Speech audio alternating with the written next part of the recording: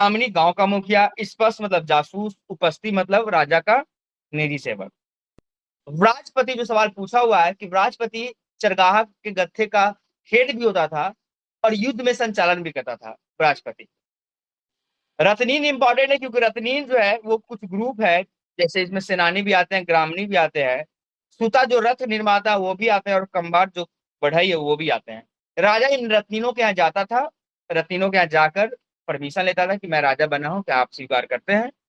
क्योंकि इन लोगों का समाज में बड़ा अच्छा पोजीशन है रत्नीनों लोग का। रथ का इंपॉर्टेंस इसलिए भी है कि युद्ध में रथ बहुत इंपॉर्टेंट है, तो रथ का निर्माता का स्थिति बहुत अच्छा है, तो रत्नीन कहलाते हैं वो। प्रशासनिक निकाय में जाओगे तो सभा, समिति, विद्वत और गण है। अथर्ववेद में सभा और समिति को प्रजापति की दो पत्नियां बेटियां कहा गया है। सभा और समिति जो हमेशा चेक एंड बैलेंस का काम किया है राजा को, मतलब वो उसको निरंकुश होने से रोका है। सभा का चर्चा 8 बार है, समिति का चर्चा 9 बार है, और विद्वत जो सबसे ज्यादा बार 122 बार आया है, और 46 बार गण का चर्चा है। लुडविक जो आज का अपर हाउस लोअर हाउस है, उसी तरीके से उसको ही बांटा है। लुडविक ने सभा को अपर हाउस कहा है और लोअर हाउस यानी निचली सदन कहा है समिति को।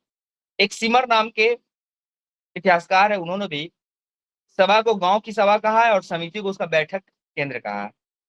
हिलब्रंट महोदय ने भी समिति एक संस्था है और सभा एक बैठक स्थल ऐसा कहा। केपी जायसवाल जिसने समिति को एक राष्ट्रीय संस्था और सभा को अस्थायी समिति के रूप में बताया है। तो हमने ये बताया कि सभा समिति का क्या इंपॉर्टेंट है, एक इंट्रोडक्शन दिए, डिफरेंट डिफरेंट हिस्टोरियन ने इन्हें क्या क्या कहा है, क्या क्या इसका कंपेरिजन किया है, ये बात तुम लोग को याद होना चाहिए। अब पर्सनली पढ़ेंगे सभा कहते किसको थे। तो सभा जो है उसको किलवत स्पद या किलवश स्पृत कहे हैं, क्योंकि इसका मतलब